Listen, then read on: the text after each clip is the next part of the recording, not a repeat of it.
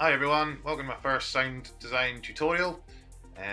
Today we're going to be looking at atmospheric pads.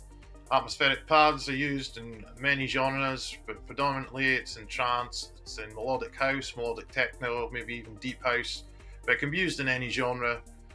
The pads are basically used, they're like a sonic backdrop, if you will, for a track.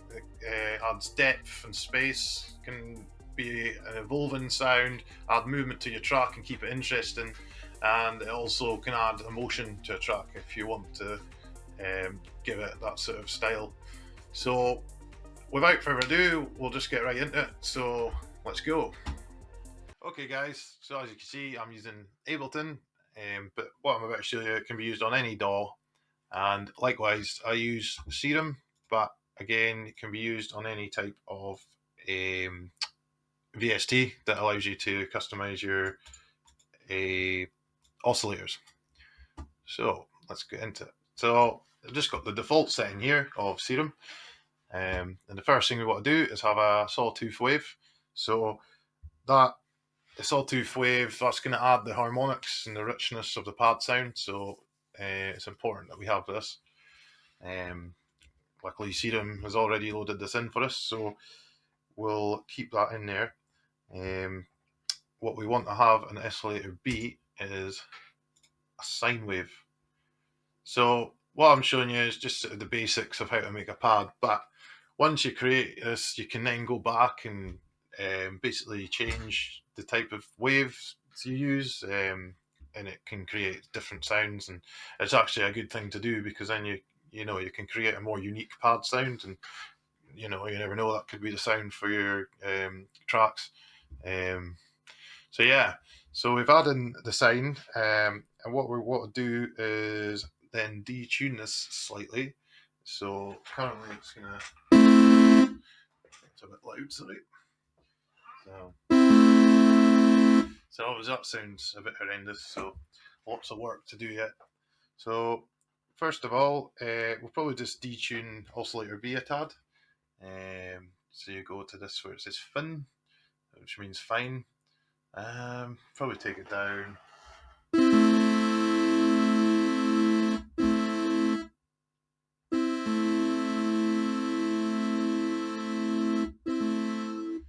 Take it to -5. You want it to be quite subtle. You don't want it to be too sort of out of tune, because then it's not going to sound very good. But this subtle detuning, it adds a bit of that organic movement I mentioned earlier and a bit of warmth, almost as if your pad's breathing. So that's what you want in with these pads. If you have just a static one sound, it's just going to not sound as good and be quite boring. Which kind of defeats the purpose of a pad, in my opinion. So yeah, speaking of adding movement, we also want to add some unison here, or voices, just depending on what VST you use. They're sometimes called different. So I think 4 is about a good number. So you can see what that's doing.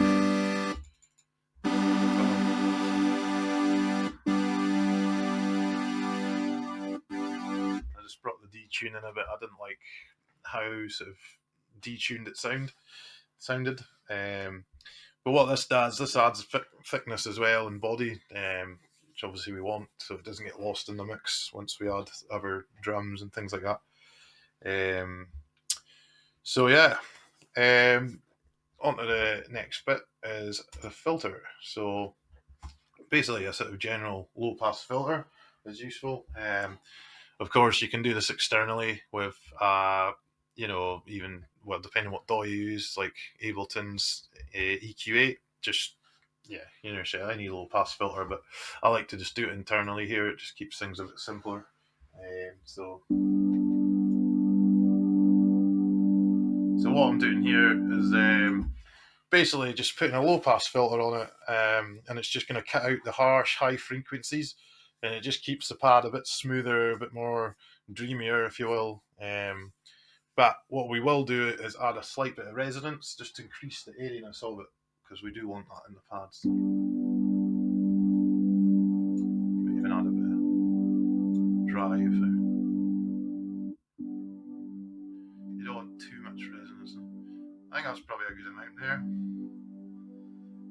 So yeah, the airiness, it just brings it in a bit of breath, a bit of life to your pads. So just be careful not to go a bit too mental on it though, because it can make it sound quite harsh.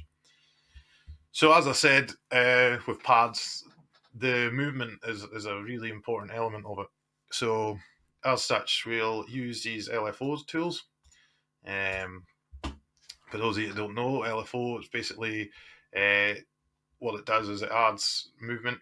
I'll just show you an example. So say if I drag this on here onto the filter on the cutoff, this is going to sound horrendous, but you can see that affects the sort of settings of that. So it's useful for adding movement. So we actually are going to use this on the cutoff. Slightly adds it up and down, moves it up and down, sorry. But I think sawtooth's too harsh, and we also want to decrease the rate a bit. So I'd go quite low. You want it to be quite slow moving, just up and down. So you know that's quite a good pace there. If you just go to 0.5 hertz, that's good. Again, it's adding that breathing effect. You know, it's like up and down. Really quite common with your pad sounds. So it just makes it feel alive and evolving.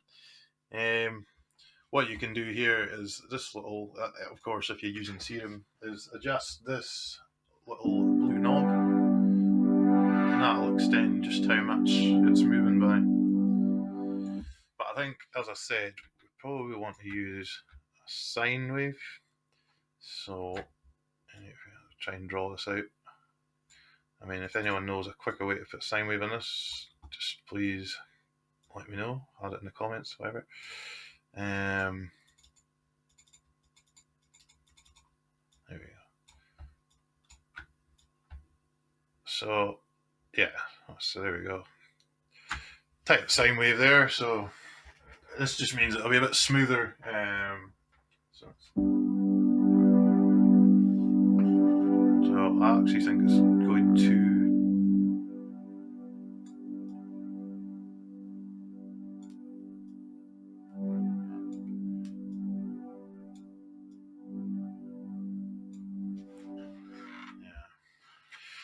So yeah, as you can see, that's just added a bit of movement to it.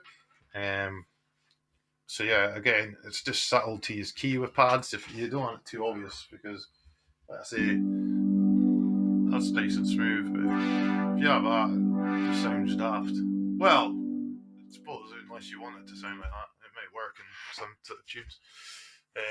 You know, that's what making music's all about, is creativity and just experimenting. So who knows? Yeah, so again, we're going to use another LFO here. What I want to do here is slightly change the pitch. We're going to use it on the oscillator that we have the pitch turned down on, so oscillator B. We're going to have a bit of a faster rate on this one, only just slightly faster, so probably about 1 hertz, I think I normally use it at. So this, again, adding character and depth, all these little subtle changes just all add up together to keep your pads quite interesting. So I think if I play it here, so that's too much, so I'll turn this blue knob down.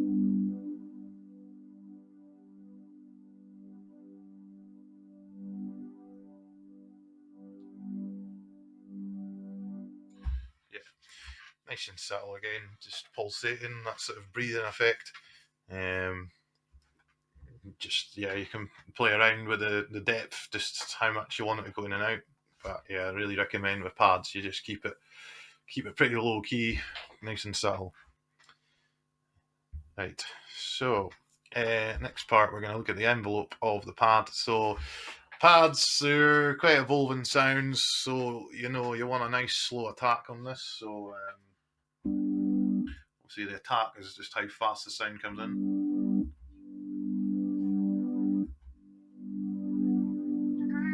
So I think that's quite a good sound. Sorry, the cat's come in here. Sorry about that, cat's interrupted.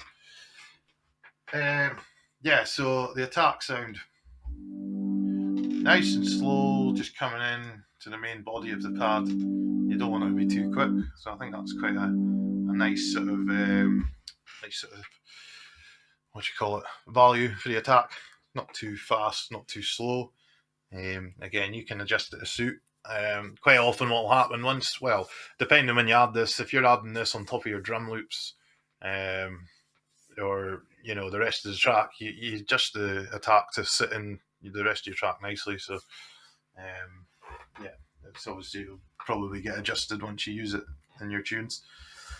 Yeah, so we don't want to have heavy attacks, be too harsh a punch, and then what you also want to do is extend the release, just so it holds a bit. It's not just like a big cut off and onto the next chord. So see if you like that, it just comes off too quick. So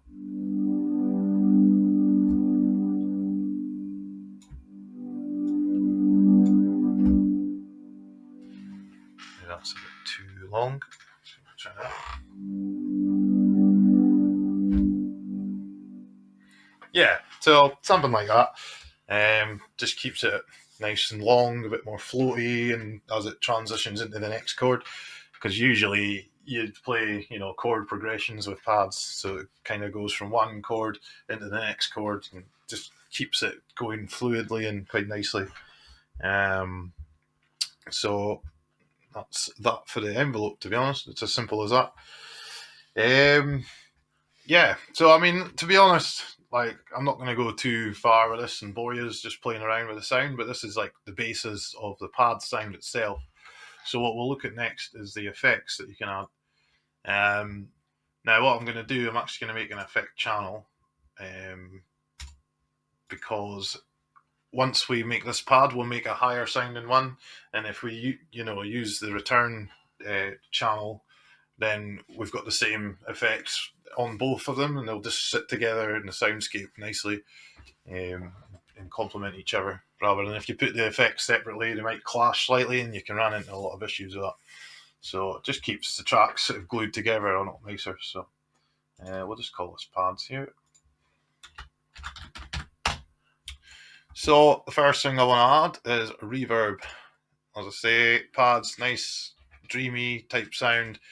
You want to sit back in the mix a bit, so we'll add the reverb. And again, it's really up to you how you want this to sound. You play around with the reverb, but I'm gonna pump it up quite spacey.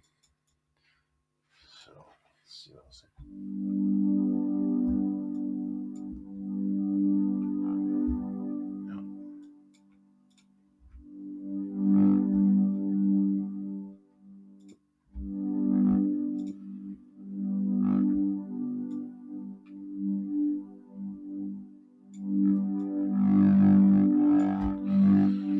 So we're getting a buzzing there, so we'll have to do a bit of EQ and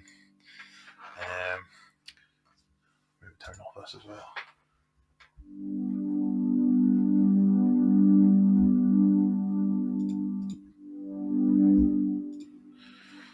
Cool. So adds a bit of reverb. And the other effect we're going to want is actually probably add a bit of chorus to it as well. So you do have the chorus effect you can add just on your reverb there, or you can add it separately. I think what I'm going to do, I'm going to do it as a separate effect, just so we can tweak it a bit better. So obviously, if you're using effects on your return channel, you'll always have the dry and wet at 100%. Because if you have it at half, you're going to get some just unaffected sound coming through, and that just defeats the purpose of putting it in a return channel. So yeah, so we add the chorus. So again, subtlety is key here. We don't want it too mental. Can actually slow the rate maybe to half.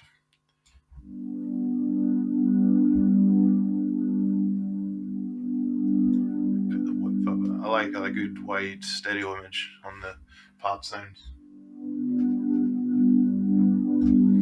For those that don't know, stereo image is just, well, basically how much your sound is spread across the left and right sort of panning, rather than just having a mono sound where it's just central. Just basically just creates a fuller sound. It's just a nicer sort of sound texture. Probably explain that horribly, but I'm sure I'll do a tutorial on that in the future once I get better at these. So we've got the chorus. Also, what can be nice is a delay. So what I'd do with the delay is probably pump the time up. We'll try 880, but you want to decrease the feedback. If the feedback's too high, it can interfere with the sound and sound pretty terrible. So let's see.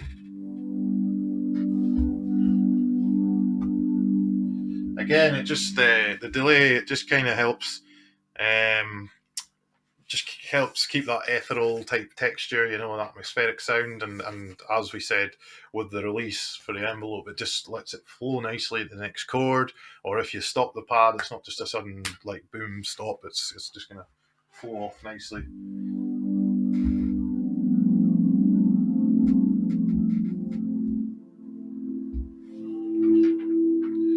So that's fine.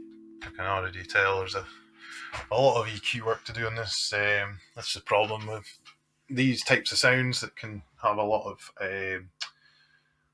what's the word? Resonance problems. I couldn't think of the word there, sorry. So I mean, I think we've got the sort of basis there.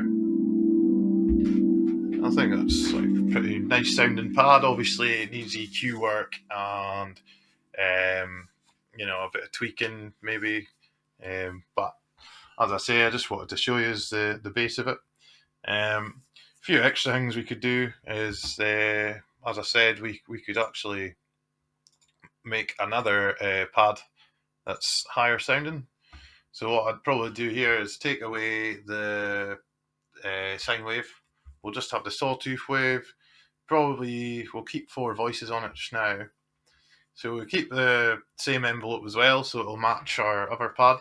But what I'm actually going to do here is change this for a high pass filter. I'll probably reduce the resonance on this.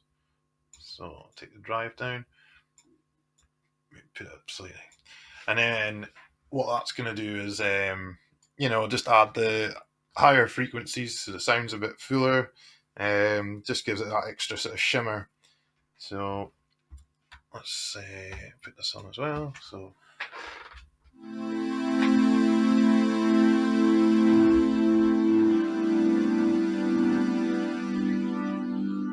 what I'd maybe do, you could even take this up an octave.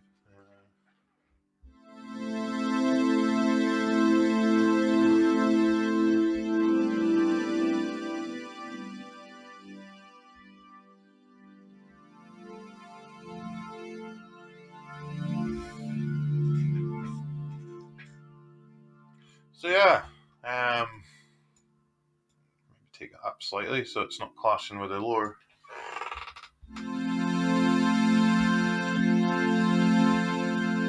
Probably reduce this. Let's see, you want that higher one to just add a bit of shimmer, a bit of sparkle to your initial pad, so you don't want that to really overtake the pad in the sound. In the levels. Explain that horribly again. Bear with me, this is my first tutorial. I'm sure I'll get better the more I go. So I mean, that's it really. That's your pad sound. Obviously, as I said before, you need to EQ it. I do intend to do a sort of EQ tutorial. I mean, I can just show you quickly here. If we fire in, so I use this Fab Filter Q, but it works with the Ableton EQ8 as well. But my sort of process for this is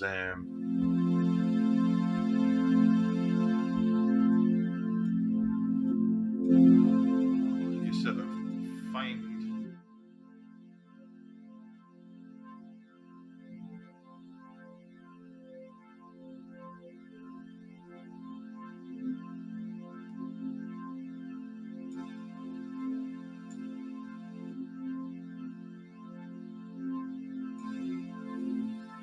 So, you know, you can hear that. Cut that out there. So you'd go through and you'd find those sort of horrible sounds.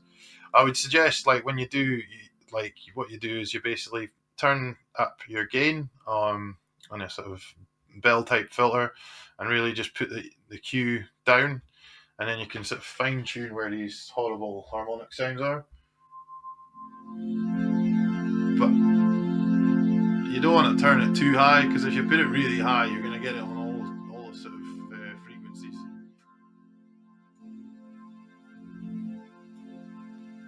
So you'd basically just go through that, and you'd you know, just take out any sort of horrible harmonics. What you can also do, if I have another EQ here, just ahead of it, so you could potentially maybe boost the end slightly if you want to make it a bit more airier.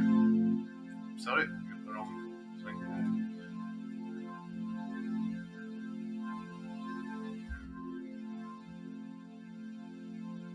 If you want to make it a bit airier, it's just up to you, the sound you're making. Obviously, you reduce the high end, then it's going to make it less sort of airy and breathy. Just depends what type of sound you want. Obviously, you know, you'd play with EQ while you've got a track going. I mean, I have loaded just some drum loops here to actually just to see what it'd sound like. Let's just fire in a quick sort of quick arrangement here. Just writing it in key of A minor, nice and simple, all the white keys. Makes it easy to remember. So I think I'll just do that, and maybe we'll drop down to G here. So, and then we'll just copy the exact same notes over the two. So I can hear the horrible harmonic issue there.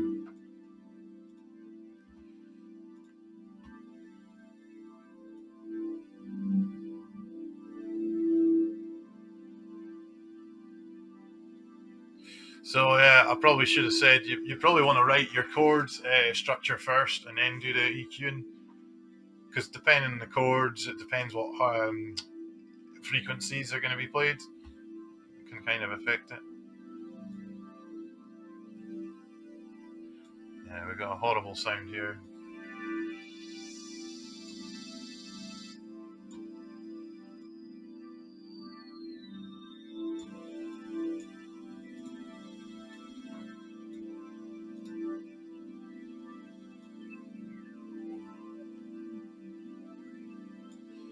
I think what we have it on is the return channel, so it's important actually. Apologies, I also forgot to mention this. You might have to EQ things, especially if we got the reverb and delay. Quite often you can get harmonic issues. Resonance issues. So that's definitely that sound.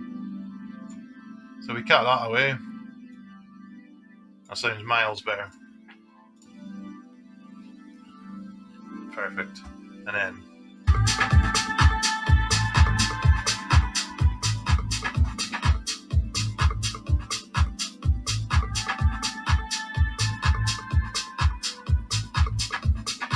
so you got a nice background.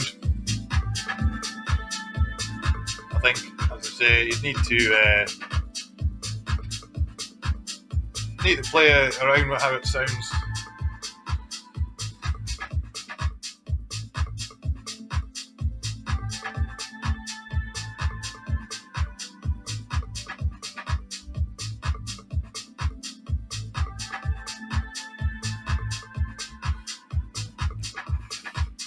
So that's it, guys. As I say, you know, you can go in and you play around with your settings more and adjust it for your needs, adjust it for your track, you know, experiment a bit, go a bit, like, you know, just go crazy with changing all these waveforms and things. But yeah, appreciate you watching. As I say, that's my first tutorial, so hopefully the more I do, the better I'll get explaining things. I'm aware that I might have brushed over some things quickly, or you know, might not explain anything well, but if you give me a comment or shoot us a message, just tell me any videos you might want to see in the future, and let me know how I can improve on these videos, because I'm definitely looking to do a lot more. I'll be releasing, basically I'm looking to do a lot of sound design type courses of sounds I use in my own tracks. So yeah, it's always good to get feedback on how to improve it. So I hope you enjoy, and yeah, I'll see you on the next one.